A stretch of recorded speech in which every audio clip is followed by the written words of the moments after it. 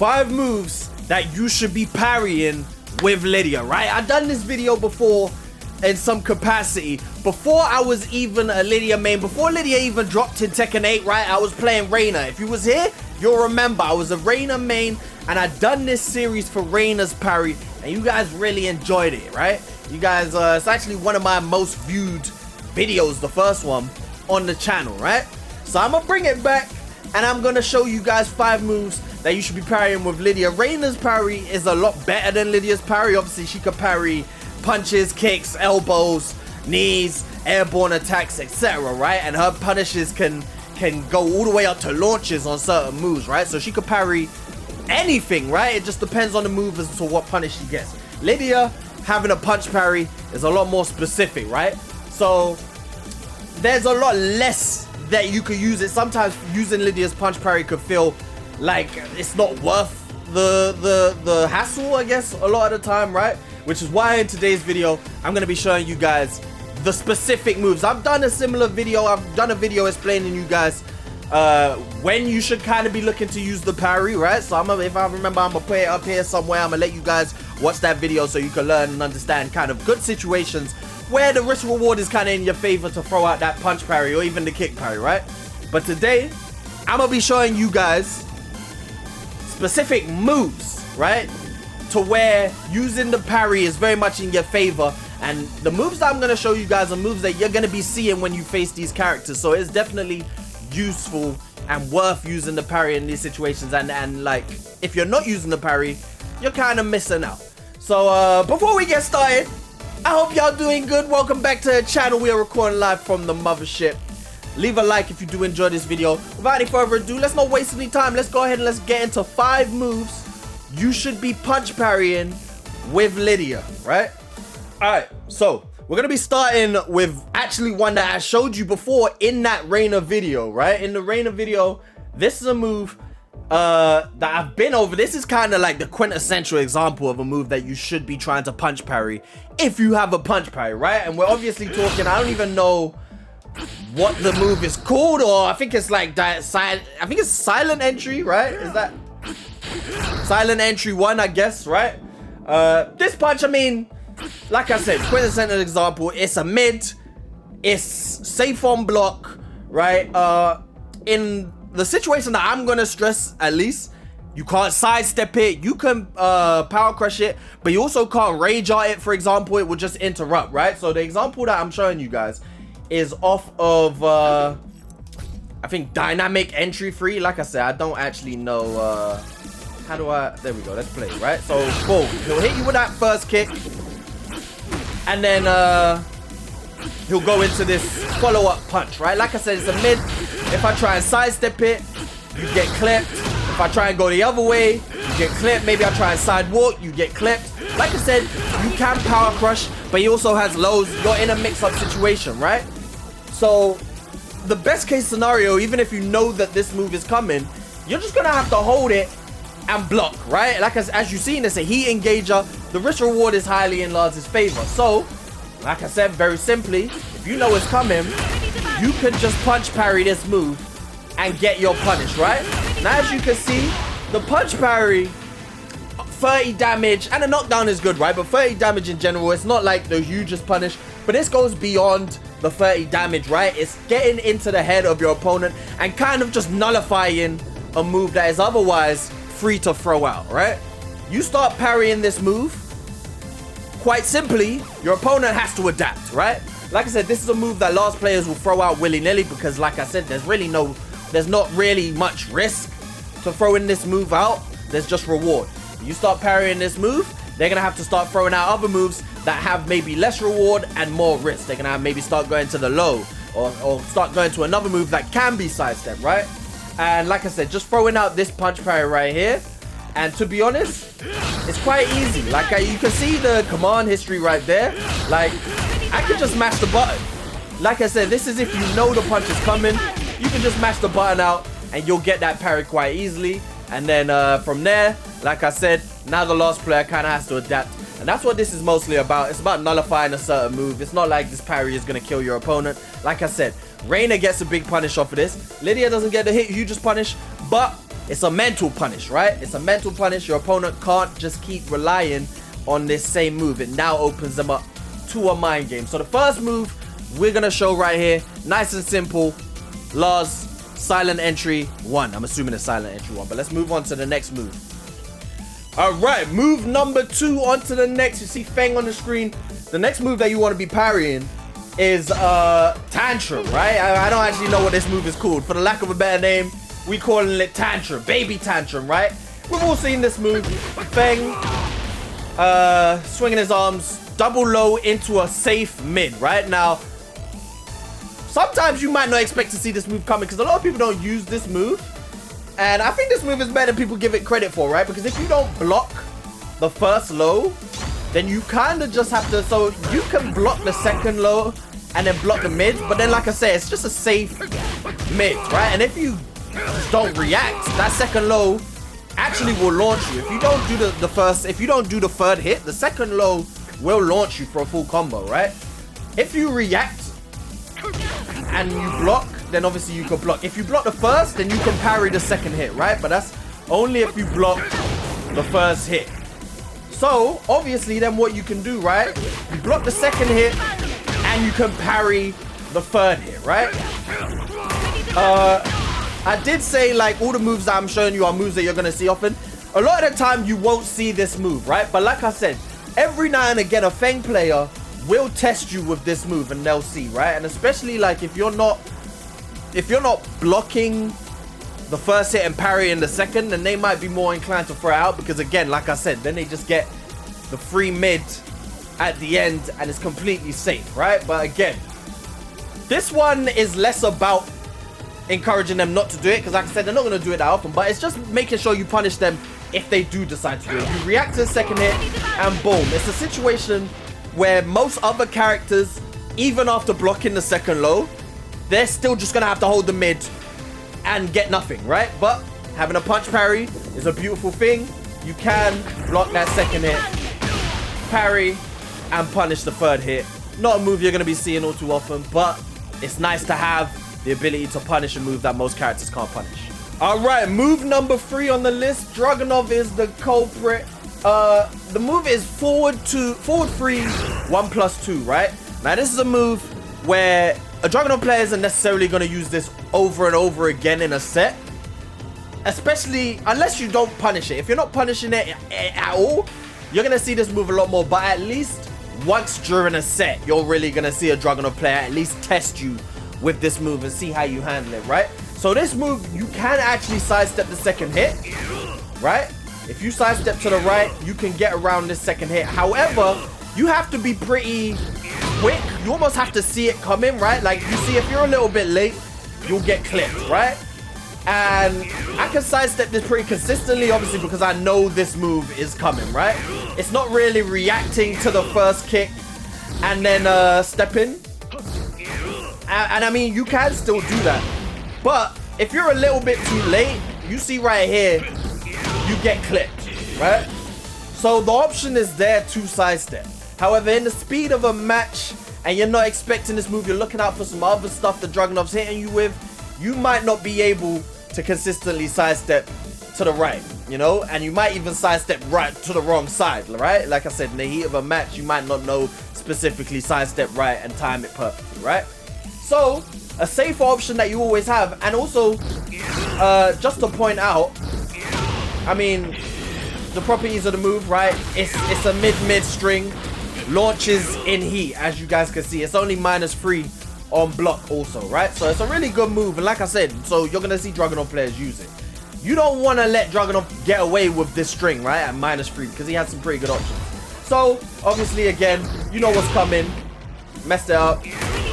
You parry this move. The timing is a little bit more strict. I don't think... Oh, okay. So you can... Again, you can just mash out the string, right? So again, the timing is a lot less strict than it is to sidestep. If you want to take less risk, again, it's also another option. Maybe your back is against the wall, right? Maybe you can't sidestep to the right, which again is more incentive for a Dragunov player to use it. If your back is to the wall, this will, I'm pretty sure, wall splat.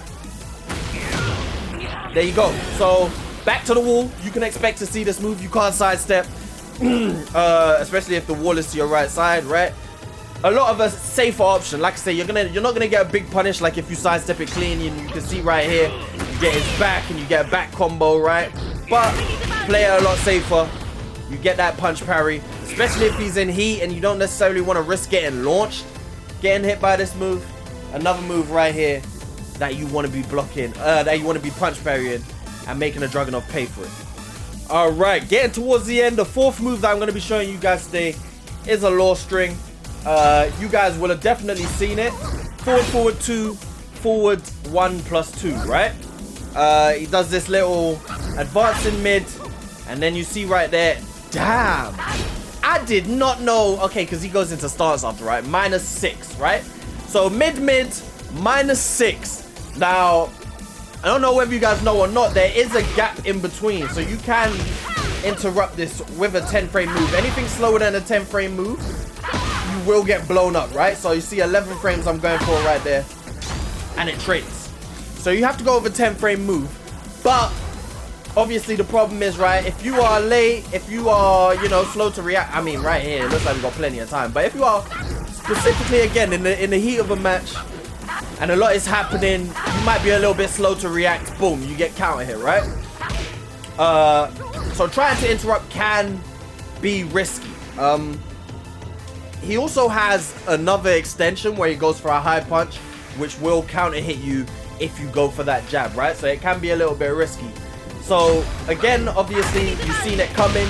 You can punch parry this and do away with the plus frames altogether, which is, I think, one of the better examples, right? Anything that ends in plus frames, especially mid, that's like, again, the quintessential example of a move you want to be punch parrying if you can. A move that's mid, where you don't really have, I don't actually know if you can, so you can sidestep this, right? I actually didn't know that, which is beautiful. So, I mean, again, hey, more power to you. Let's see, again, so it's another example where if you are a bit slow, you are running the risk of getting caught with it. What about left? Let's see if I go late. Yeah, so you know, if you're moving a little bit late, you will get caught. Then it's still there where you can sidestep, and I'm pretty sure you could probably sidestep the other string as well, the mid-high, right? And you can definitely duck the mid-high, right? But again, just a safer option, right? Where you have time to hit, you're still going to be holding block anyway, so you can react pretty late as well, right? So you have more than enough time to see this coming out, because it is quite a slow move, and get the parry. And again, do away with those plus frames. You're not going to have to hold any more pressure. You're going to get damage. You're going to take control, switch the momentum. It's a very good move to parry, right? It's a lot easier. It's a lot safer as well, because you don't have to try and interrupt it and get counter hit. Again, just a really good option to deal with that string. Now, like I said, the mid-high option is obviously, it's gonna beat the parry. You're not gonna be able to. Let me just double check and make sure. I'm pretty sure that this high is gonna beat your punch parry, right? So it's not an option select. Yeah, so you can't parry that high. You can't do anything. There's not enough time in between. So that's gonna hit you. Let's see while we're here. So you can't sidestep that. But as I did mention, you can kind of delay the mid, right? So if you see that mid coming, you can just hold block, wait a little bit, and it's kind of like a, what's the word I'm looking for? Fuzzy. It's kind of like a fuzzy block situation, right? Where you can just wait out the high and block the high, and then if it after a certain amount of time, you press the parry and you'll block the high, or you'll parry the plus on block mid, right? So it kind of is an option select, not the best option select, but an option select nonetheless, because you don't get hit by either options and you do get a punish on the mid option. Now, getting on to the final example, I'm going to show you a real option select. So, like I said, onto an option select, right? Saving the best option till last, right? Now, a lot of these options are, you know, pretty obvious. I mean, a lot of the options that I'm showing you, like I said, pretty obvious, right? But I mean, if you haven't thought about it, here you are, right? Moves that you can parry. This one is an option select. This is the most important one. This is the most practical one as well, because these are options that you're going to see from Lily all the time, right? It's got 3-2 and 3-1, right? 3-1 being a heat engaging mid, and 3-2 being a plus on block, I believe, high option, right? There we go. Well, no. Okay, so she does have... I'm pretty sure it's plus on block, because she goes into her little crouch dash afterwards options, right? And again, without saying too much, if you parry with pretty much the same timing, you can get both of these options parried. She is only doing one option. There we go. You guys can see, same timing. Can you just mash this out? Let's see. You can mash out the 2. There, you can just mash out the parry on both options, right? This is the most effective use of the parry of all of these moves, because again, like I said, it's an option select. You face a Lily player, you can almost bet your house that you're gonna see this string quite often, right? Because again, especially the 3-2, because it goes into her little crouch dash, she gets a little mix up, she can start her pressure like that, and then she backs it up with the mid option, which is -13 on block, right? And you can obviously take your punish, but there's a mix in between. Now with the parry, you get rid of that mix completely, and you can just punish Lily for doing either of these options. And then it comes back, like I said, now you've completely just neutered a big part of Lily's offense, right? Now she's gonna have to go back to doing her little cartwheel or her spinning attack to get in and mount any pressure, right? Which Lily players love to do that anyway. But Lily can obviously just do 3 and then she'll go into back turn. And, you know, there is still a mind game to it. But, you know, at least you're forcing the Lily player to start doing something that she doesn't really want to do. Most Lily players don't do that, right? So, yeah, this is it. Like I said, like much of the other options, you could just mash out the parry. You'll get the option select. It's just, like again, a lot of these options... Maybe I'm not telling you, a lot of you guys will know this stuff already. It's kind of common sense that you can punch parry a lot of these stuff.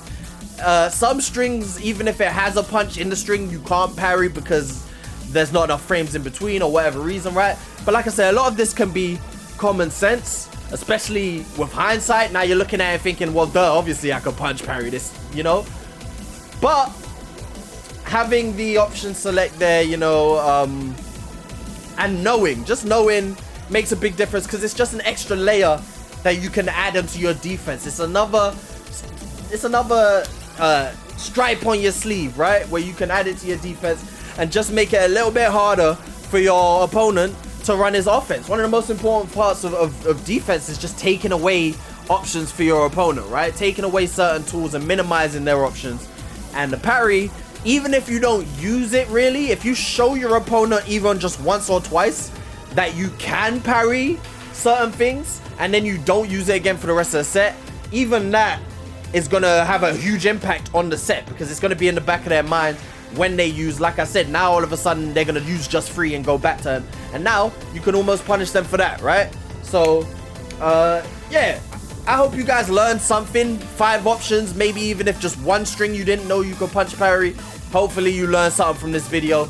If I can find more that are really useful, we continue this series up. Like I said, with Raina's parry, I could do videos on videos on videos, because she just had so many moves that she could parry and punish that other people couldn't. Whereas this is a lot more specific, just a punch parry. If we can find more strings, maybe you guys could suggest stuff and I'll make another video and bring some information to you guys. But like I said, for today, I hope you guys learned something at all about what to do with Lydia's punch parry. And I'll catch you guys in the next video. Like I said, if you did enjoy it, leave a like for the boy. And I appreciate all the support you guys been showing on the channel. That's it for another Sobieska karate class. Go ahead. I'll see ya on the way out. Peace.